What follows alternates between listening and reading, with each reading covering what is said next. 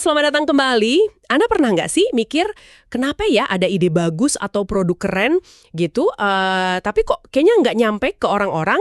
Nah, hari ini kita mau coba gali lebih dalam nih. Kita bedah bareng hasil wawancara sama Kemal Mokhtar. Dan intinya ini agak mengejutkan ya, ternyata skill komunikasi, public speaking gitu, mungkin jadi aset paling penting loh, yang sering banget kita lupain. Malah bisa jadi lebih penting dari produknya sendiri di zaman sekarang yang ramainya minta ampun. Betul sekali. Ini nyentuh inti masalahnya ya. Jadi, misi kita sekarang ini mau coba gali nih, pelajaran penting apa sih dari sumber ini? Gimana caranya komunikasi yang bagus itu bukan cuma tambahan, tapi bisa jadi pembeda utama gitu loh. Antara bisnis yang bisa jalan terus sama yang, ya, tenggelam. Kita coba uji lagi anggapan lama yang bilang, produk bagus pasti laku. Kayaknya udah nggak gitu lagi ya sekarang. Justru cara kita nyampainya itu jadi nilai tambah tersendiri. Oke, menarik nih. Mari kita bedah ya. Mulai dari pengalamannya Kemal Mokhtar deh. Usaha nasi kapaunya itu kan bisa lewat pandemi ya kan? Dan ini bukan cuma karena dia artis terkenal, kita lihat aja banyak bisnis artis lain malah tutup. Nah, itu dia. Kata Kemal, skill komunikasinya dia itu yang terus diasah, dipakai terus buat promosi. Itu kuncinya. Ini kayak ngasih lihat dari sisi lain gitu ya. Dan ini nyambung banget ke masalah yang lebih gede lagi. Sumber kita ngasih contoh, menarik banget sih ini. Rawon, katanya sup terenak sedunia. Ya, dapat penghargaan. Itu kan? Tapi secara global, kalau ditanya orang luar, mungkin lebih kenal miso sup ya. Kalah populer benar. Atau rendang deh. Enaknya juara. Tapi kalau top of mind, apa yang kepikiran pertama kali soal makanan Asia Tenggara gitu? Mungkin malah tom yum dari Thailand. Kalah cepet diingat orang ya. Bahkan cendol aja pernah diklaim negara lain kan. Jadi pesannya jelas banget. Enak atau bagus aja tuh, nggak cukup kalau nggak bisa diceritain dengan kuat. Nah, yang menarik di sini tuh, ini bukan cuma soal siapa lebih terkenal gitu ya, tapi lebih ke potensi bisnis yang, sayang banget hilang aja.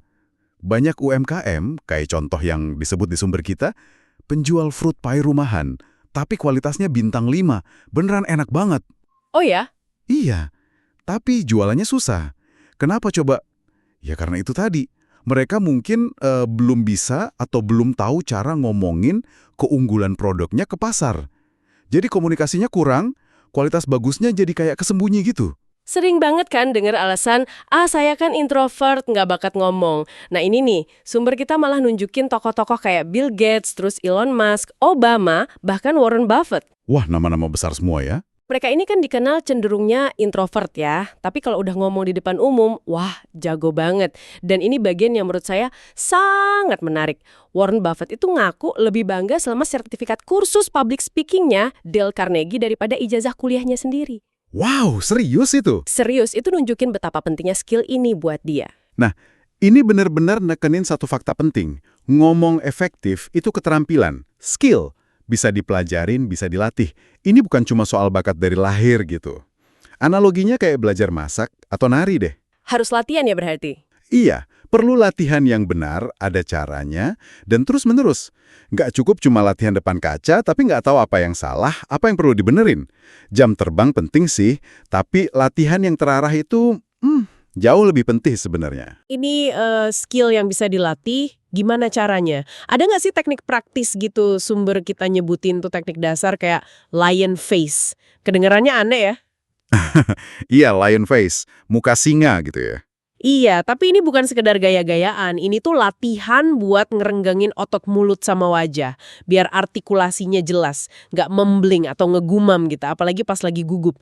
Secara fisik ini ngebantu otot rahang, pipi jadi rileks, suara jadi lebih lancar keluarnya.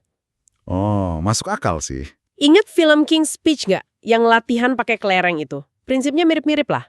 Melatih otot bicara. Nah, ngomongin gugup nih. Itu wajar banget sih, dan kayaknya nggak bakal bisa hilang 100% ya. Tujuannya bukan ngilangin gugup sama sekali, tapi lebih ke ngelola, ngurangin efeknya gitu. Gimana caranya? Gimana tuh? Ya, itu tadi. Kuasai materi kamu benar-benar. Latihan, latihan, latihan. Ulang terus apa yang mau disampaikan. Nah, di sini muncul pertanyaan penting nih.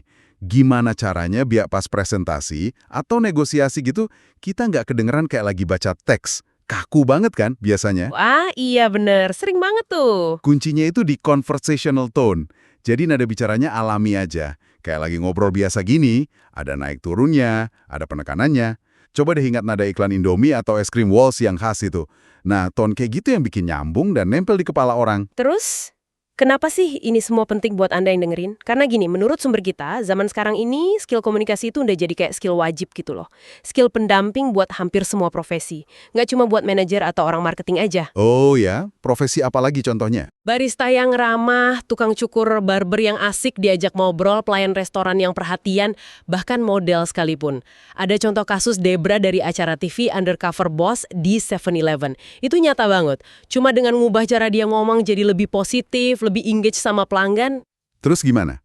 penjualan kopinya langsung naik signifikan. Cuma modal komunikasi. Wah, keren ya. Kalau ditarik lebih luas lagi, ini sebenarnya bukan cuma soal jualan barang doang ya.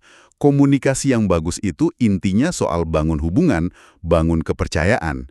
Contohnya kayak kue tiaw Aho yang berani kasih garansi, rasa nggak enak, uang balik. Itu kan bangun trust banget. Benar banget, jadi yakin kita ya. Ini juga soal nyiptain pengalaman yang enak buat orang lain. Kita semua setuju lah ya. Makanan di first class aja bisa jadi nggak enak kalau pramugarinya jutek. Iya bener juga, pengalaman jadi penting ya. Banget.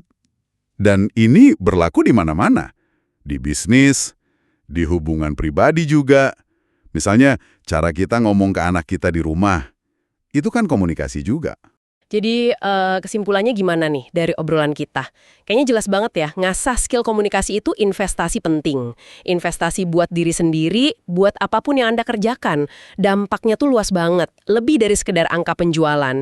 Ini soal gimana cara kita nyampein nilai, bangun koneksi emosional sama orang lain, dan kayak motivasinya Kemal tadi, bahkan bisa bikin kita lebih bahagia secara personal dan buat keluarga juga.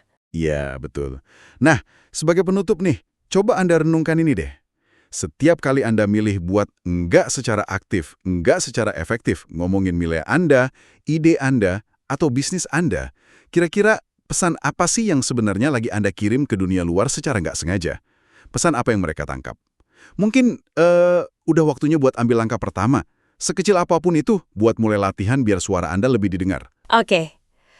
Terima kasih banyak sudah menyimak pembahasan mendalam kita kali ini. Sampai ketemu lagi ya di sesi berikutnya. Video ini hanya merangkum poin-poin penting dari pembahasan podcast aslinya. Tapi tentu saja, inti makna dan kedalaman obrolannya belum tentu bisa benar-benar kita pahami hanya dari ringkasan ini. Apalagi ada cerita-cerita pribadi, pengalaman seru, dan momen spontan yang nggak sempat dimasukkan ke dalam video ini. Dan itu sayang banget kalau dilewatkan. Jadi kalau kamu tertarik, aku sangat menyarankan untuk menonton langsung video podcast versi lengkapnya biar bisa menikmati keseluruhan isinya secara utuh. Dan kalau kamu suka konten seperti ini, jangan lupa like, komen, dan subscribe supaya aku bisa terus bikin recap podcast menarik lainnya buat kamu. Terima kasih sudah nonton.